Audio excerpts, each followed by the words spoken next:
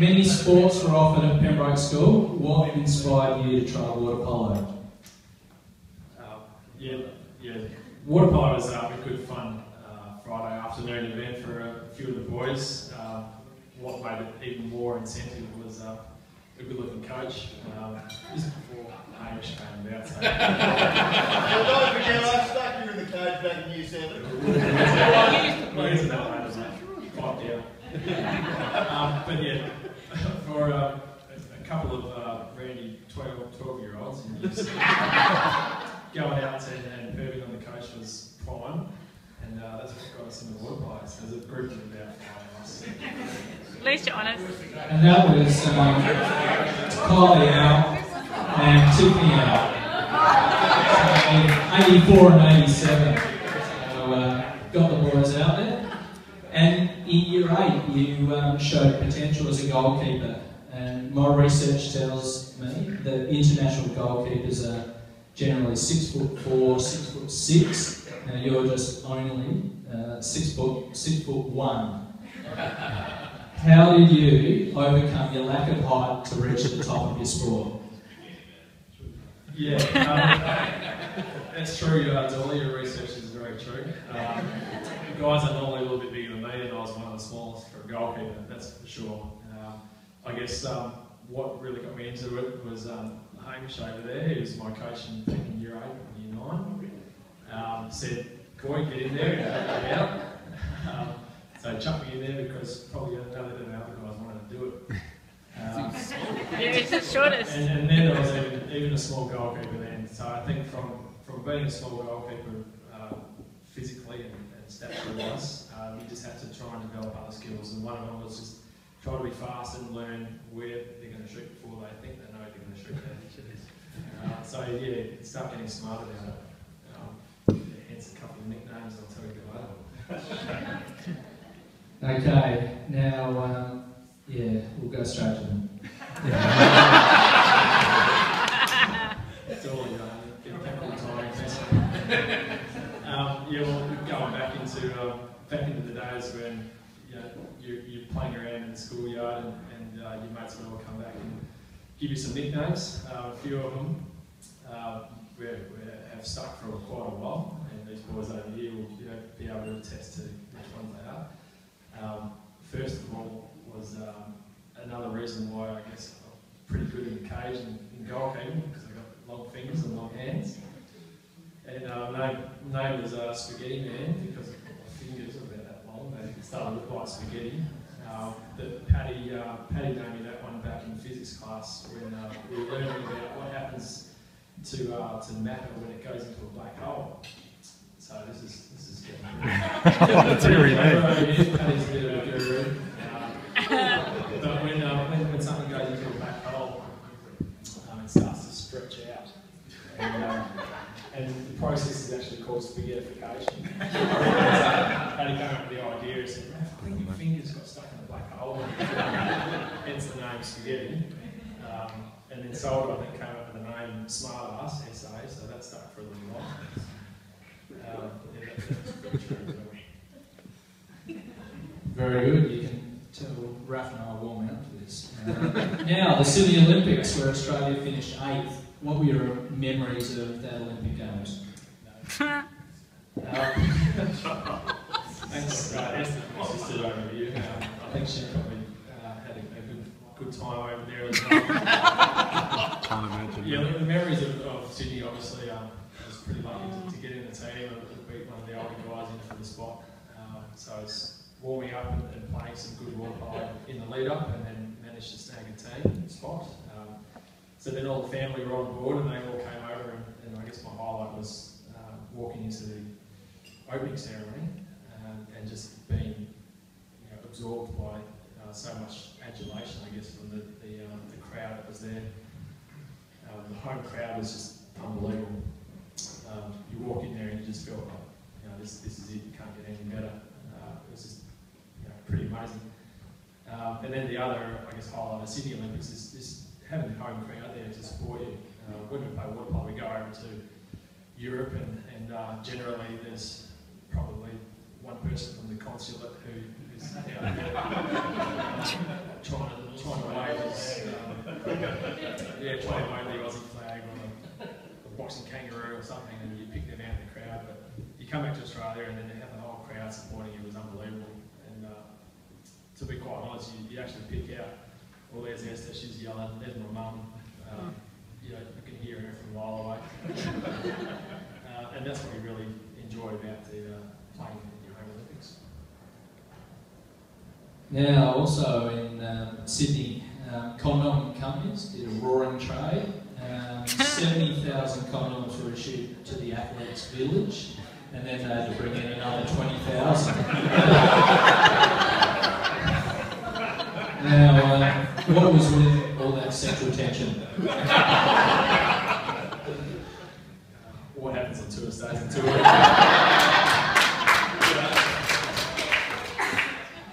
No, look, I think a lot of that is, I think it's a little bit exaggerated. I know I've heard a lot about other stories of other teams and other countries just going absolutely wild.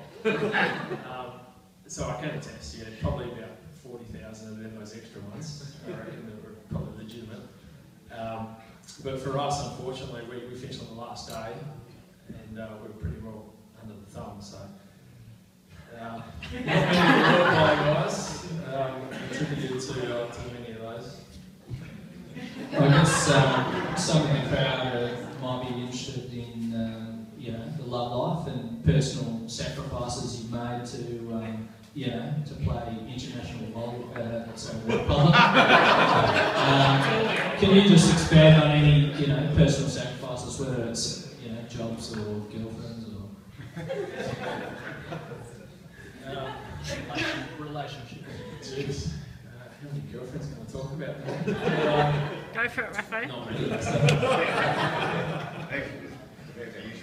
Yeah. Look, I guess you try and make a lot of sacrifices along the way to try and get that ultimate dream. And you know, I never went to the Olympics to try and compete and have that good-hearted, you know, spirit of competition. I was pretty arrogant about it. I wanted to come away with a medal. Unfortunately for us, we didn't. So, you know, all the sacrifices you make along the way are more or less along the lines of you miss out on things in life. You know, starting work early, getting a degree, you know, through the roof, out of the way. I guess I was pretty lucky and got that out of the way. But a lot of my other mates I went to uni with started work, and they're all earning three-figure salaries by second year out of uni and things. And I'm plugging away doing bugger all with water polo. But then again, you know, you come back and tell the stories, oh, you know, I was at the opening ceremony here, I was at the closing ceremony there, and then, you know, they just walk away pretty shabbily. So, you know, all the benefits that you have of experiences are far more worth than what you get out of not doing those kind of things.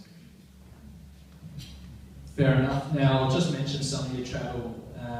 Japan in 01, Commonwealth Games, Manchester 02, Barcelona 03, and then getting set for Athens in 04. So, you know, you must have a cupboard full of memorabilia. Any special items you want to mention? Yeah, no gold medals, unfortunately. But yeah, all the other things you take out of it, just photos. And then other little souvenirs along the way. And I think one of the most memorable things, I think, back in Athens Olympics, we finished the Olympic Games after about a 3-month tour, and we had a hell coach. He was old Russian, you know, from the 80s, and he ruled with literally his thumb and just take it off and threaten us every second day. So after 3 months after Athens, we finished the game. We finished 9th there in the end, finished on the win. Came back home to the Olympic Village at about midday, the last day. Our physio had managed to be a pretty sneaky guy and ducked off and filled up 2 massive bags full of Heinekens. Took them back to the village, filled up the tub, and got stuck into them and started to drink pretty merrily on our balcony. So there's no one else that was really doing that. I think they just took exception to the fact that the water polo guys had been away for 3 months, let them go for a little bit. the swimmers were complaining because they were trying to sleep in the middle of the day after being out all night. So, yeah, we got stuck into them pretty well. But then a couple of us decided to try and walk around and experience a little bit of life around the village. Walking around with a couple of beers in the hand, actually. Went up to the Caribbean area, the West Indies area, and walked straight on in and started to say good day and say, we do play cricket and we had something in common. And here's a couple of our, shirts and all of our memorabilia, kind of uniform. I ended up swapping a t-shirt for a Trinidad and Tobago running suit. Nice lycra, flaming red. Another guy swapped one of his shirts for a Staff and Powell's Jamaican running suit. It was very big in the trunk. And another guy swapped another one for a Barbados one. So we're all nicely coloured. And we walked on back into our village area. All of a sudden, all the guys standing on the balcony and looking at us in the lycra running suits. So impromptu, we started a little race down the middle of the village. I don't know what the prize was. I think it was just adulation from all the swimming girls that were standing there watching us in lycra running suits. So that's probably one of the best little mementos, I guess. After not taking the medal away, that's probably a pretty good thing.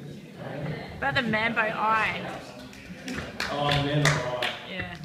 Yeah, we were a bit cheeky after Sydney Olympics, the closing ceremony. There's all the Mambo gear that was all running around everywhere. And there was two of us, one me and another mate, grabbed one of the Mambo Eyes, a big blow-up inflatable eye. It doesn't mean much, I think. It's huge. It was still inflated when we walked out, so there's me and another guy walking out. It was two big Mambo Eyes. What are you guys doing with that? I said, we're athletes, we'll just keep walking. So I've still got it home. And for those that don't know, Safa Powell, he held the world record in 100 metres for 3 years, and I think it was Beijing he finished 5th. Yeah. It was world record holder in 2005, I think, for 100 metres. So, and then Usain Bolt came on and took his spot. Valuable tracksuit. I'm not lying about the room of the truck. It's something like complex. Now, Raf's now 35 years old and he's still playing competitively in the National Water Polo comp. He played for 9 years for the Adelaide Jets, but then when he moved up to Brisbane in preparation for Athens, he got to know the Queensland guys, and he played for the KFC Queensland Breakers. And even since he's been back in Adelaide for the last 2 years, they now fly him up for 25 games a season. So, your boss, he must be pretty understanding. Yeah, he is. It is good. I work for Telstra, so it's pretty easy to be able to transfer from Brisbane down here. So he's very understanding, I guess, and it helps me out when we want to go away and spend some time travelling. But yeah, I guess it's the benefit of working for a big organisation like Telstra, even though they are who they are. Yeah, Raf's got a pretty interesting job. He's in charge of the sites for the towers and the upgrades, and so if you ever have any problems with your mobile coverage, try and text him. Now back to sport. Your memories of Beijing. Understand John Eales was the water polo mentor in both Athens and Beijing. Any snippets of advice from John or any other influential people throughout your life? All these guys over here probably had some good advice for me very early on. Got me in the right direction. John Eales was our athlete liaison officer, they call him, in Athens and Beijing. And he's just a great, genuine guy. And, someone that you can just go up and talk about absolutely anything with. So it was really warming to have, he'd come to our warm-ups and training in the village and just talk about anything. So we could ask him, what was it like to kick that winning penalty and win the Bleders in the cup? He'd just say, oh no, I was absolutely shitting my pants. You guys got way more pressure than me than I ever had. And trying to put that in perspective was pretty hard for us because we thought water polo was just what we do. It was pretty easy. But yeah, guys like Johnny Oz to be able to try and provide that comfort when we're in a pretty intense situation. I still remember lining up in Athens in a warm-up game out the back pool. Normally we just muck around a little bit with the warm-up, but we get the ball out, put it on the side of the pool, like a soccer free kick. You kick the other side of the pool to the cage, the water polo cage is in the middle of the pool. And I think we lined up 10 balls and we said, Eelsy, you've got to hit every one. All right, it's the Bledisloe Cup. This is before one of our Olympic games. So we're getting into Eelsy and all of a sudden he pulls out one, misses completely, and then probably another couple of us go, bang, slide it straight in. Come on, Eelsy, get into it, mate, come on. And he didn't have much to respond to. And then all of a sudden, I think he pops one out and completely gets up us. Says, come on boys, that's how it's done. And so it just puts you in a nice little comfortable mind frame before you go into a pretty intense game in the Olympics. So he's a pretty good bloke. Now, I'll throw the questions open to the audience. If you've got any questions for Raf, yeah, Doug. Yeah, Joy. Doug White, 1988.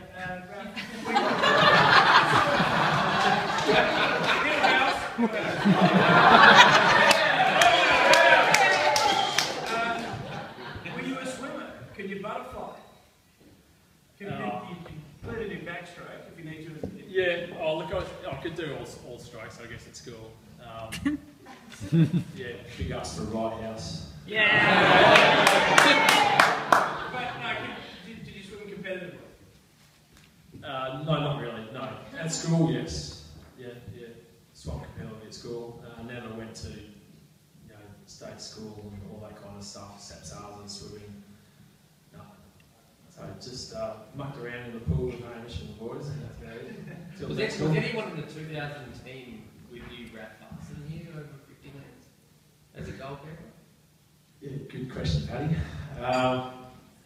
We did have a lot of sprint trial races at the AIS, and I think in 2000 I did win the 25 metre freestyle sprint for the water polo group.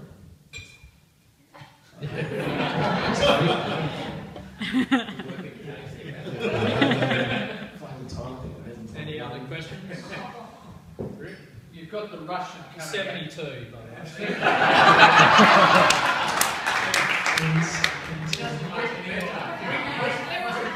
70-something anyway.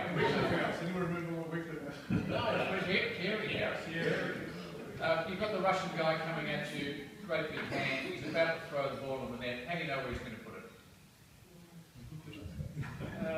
He's Russian. Yeah, no, it's actually a very technical question. You can learn a lot about the biomechanics of people's shot and how they release the ball. It's like watching the cricket ball out of the hand of a bowler. You eventually learn, percentage-wise where the ball is going to go, and you can get a feel for it. So you don't have much time to react, but you can really predict where they're going to shoot, and that's the whole part of the art of trying to do a good job as a goalkeeper, is to work out what percentage-wise is going to shoot here under that situation, and I know where it's going to be. So is it like soccer, where you watch tape of players shooting like penalties, for example, in a particular direction? You watch tape of the players who throw in a particular direction. Yeah, absolutely. Tom Corley, 88. Range. Lovely orange colour. Just curious, did that engineering background help you, do you think, with reading the biomechanics and thinking about the probabilities of, sorry to be a nerd.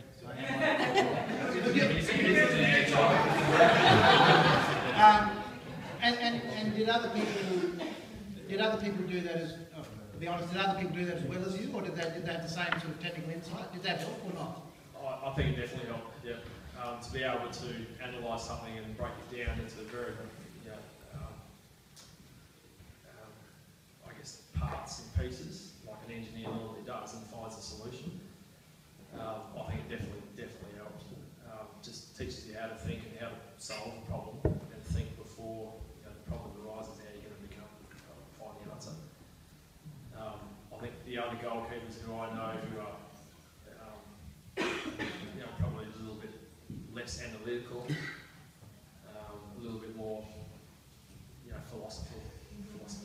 Or just talk. Or just talk. Big arms. They probably suffer a bit. Alex Hersberg, 95, club table.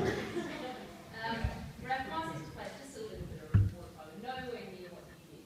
But she used to always come home and complain about the behaviour of what girls did to each other under the water.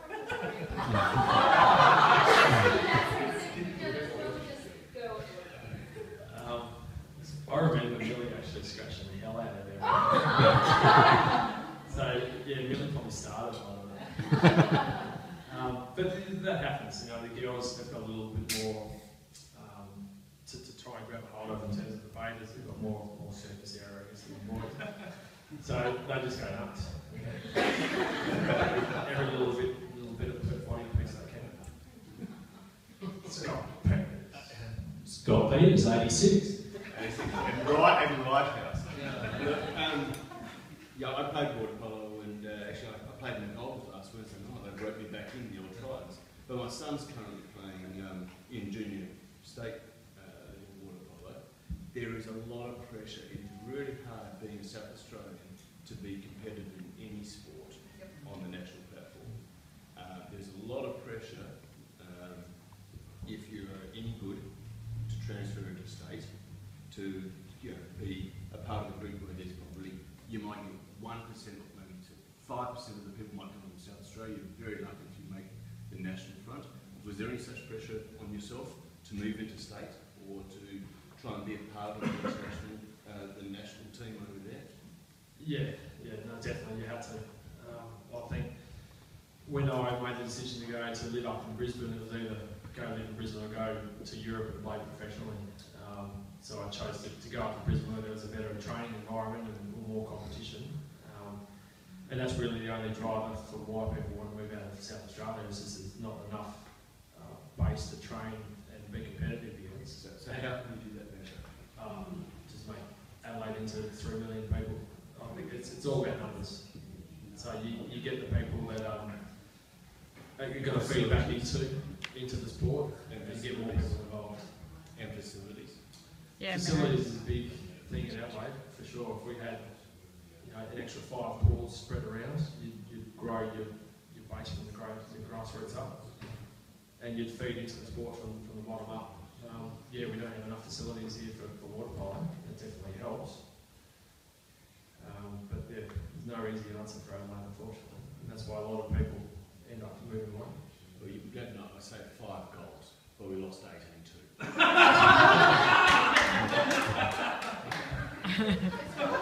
Sam Ian, 94.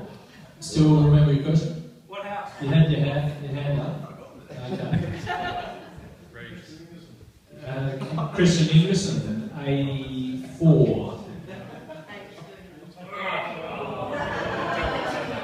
Scott, we might need you again. We need your friends. What house? Smith House. Oh, Smith.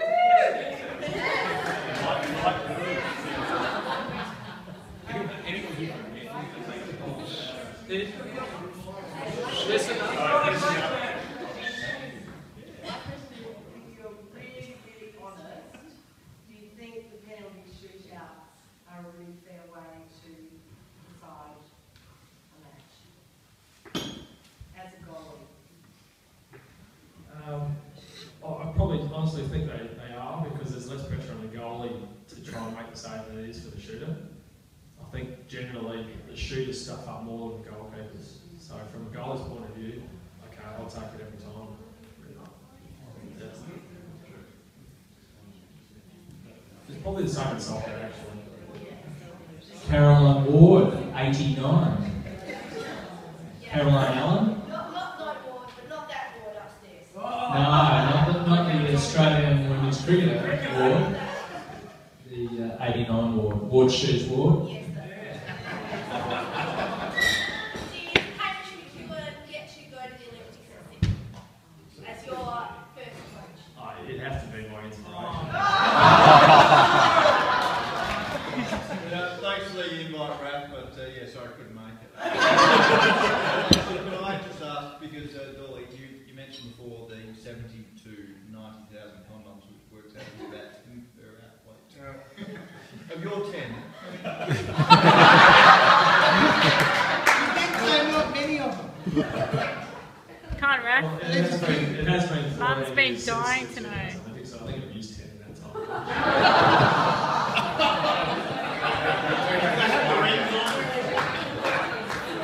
I caught up with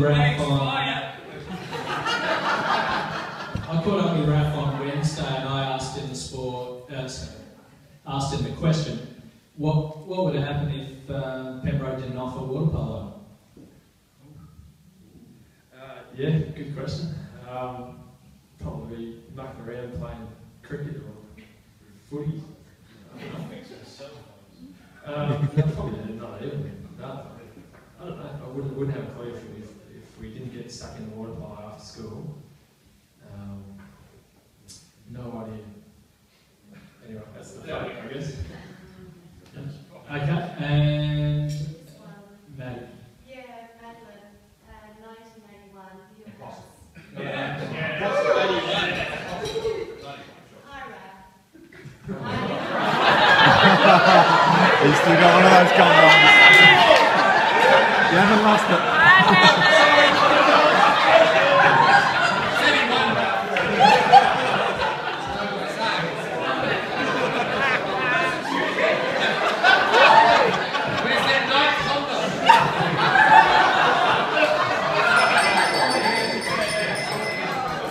Oh, that's awesome. Moonlighting, Anna. Yeah, look, I see you as an elite athlete and fabulous, and congratulations to you. As a water polo athlete, and certainly being a goalkeeper, most of your body is under the water. So you may be ignorant, but a serious question: what are the attributes, skills, and expertise that actually determines you as an elite water polo athlete, as compared to any other sport? But we actually do see the full athlete, yeah, and what their skills and abilities are. With water polo, you've got to have a lot of natural ability. So you've got to start off and just hope that you can float and you can swim and you can catch the ball. So you've got to try and incorporate all that at once. What about wing keel?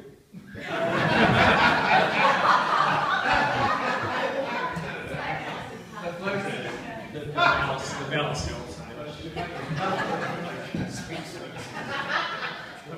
Then you tuck it up pretty nicely, otherwise it gets ripped off. You don't actually see No. the amount of effort and sporting ability that takes place under the water. I mean, that to me is phenomenal. As some people would be quite ignorant and say, well, goalkeepers actually have their feet on the bottom of the pool, which is phenomenal. No, the pool is always about that depth. So none of us can really touch the bottom. It just sort of goes back to natural ability. I've seen people that sink and people that float, and eventually you just train your heart out until you get that pace and the ability to be able to move in the water. And that's all it really takes. You've got to try and find that person who's got the natural affinity for the water, doesn't sink, it's not shy of getting a ball thrown at you at 90 k's an hour, and it's got the training capabilities to be able to improve yourself consistently. So it doesn't come overnight. It takes 12 years to try and get to that spot.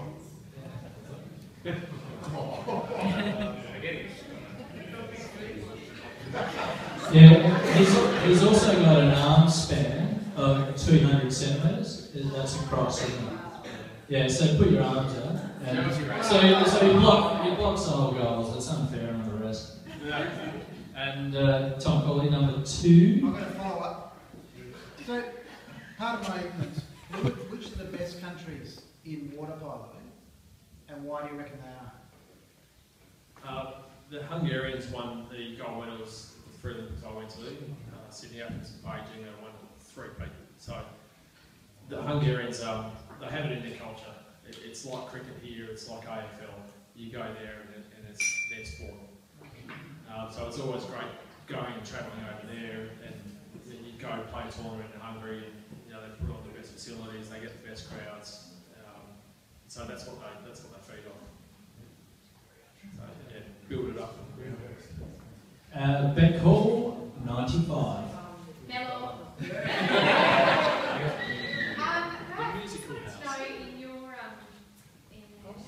In your sporting career thus far, what's the worst injury you've had, and maybe the worst injury you have seen? Worst injury, I haven't had too many. I'm pretty lucky. Just did get one of my nose realigned a little bit, but that's alright. Probably the worst injury I think in water polo I've ever seen is a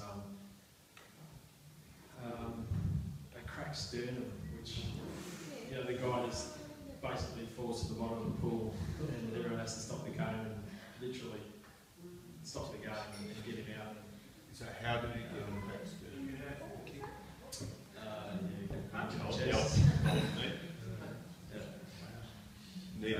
That was Croatia, Hungary, Athens Olympics.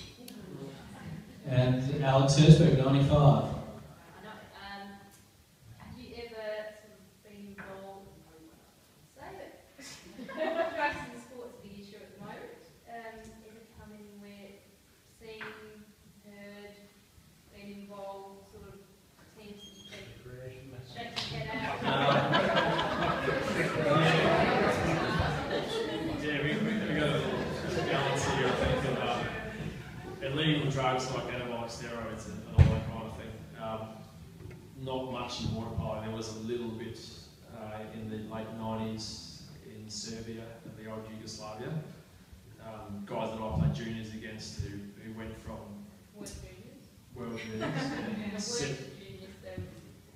They went from 70 kilos to 90, 100 kilos in a year.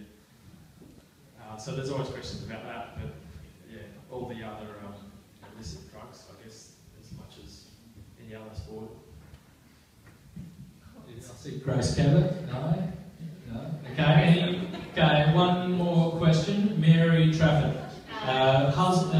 Wife of 87. Wife of Brenton Trafford at 87. Most athletes, I just heard you say throwing at 90 kilometres an hour, most athletes strive to be able to throw in ball sports or whatever that speed or higher. You're doing it while treading water and God knows what else. How do you learn to throw at that kind of speed when you're doing all the other things as well? Yes, it's very, very sort of tough. The water polo is one of the hardest things to be able to balance and do it all right. Yeah, and it just takes so much time to be able to train yourself to do it perfectionally, be a perfectionist. To get the right technique, I think you've got to start on land and be a natural ball thrower, cricket thrower, baseball thrower, and then try to develop the same sort of base in the water, which just means you've got to start treading water hard, and then get yourself out of the water and then clear your shoulders and everything so you can get your body moving in that same, without resistance to the water. Yeah. There's no easy way, everyone's got their own techniques. Hamish used to teach us, go like this, do that.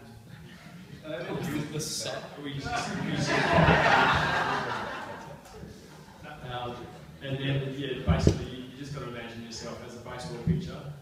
How do I do that same motion, but put yourself in the water? And all of these is basically. So the key is propelling yourself out of the water. Yeah, Yeah. treading water, getting yourself out of the water to a height at which you can twist your body and have less resistance to the water. the league. Fast. All right, thank you. I'm not going to even ask for one more.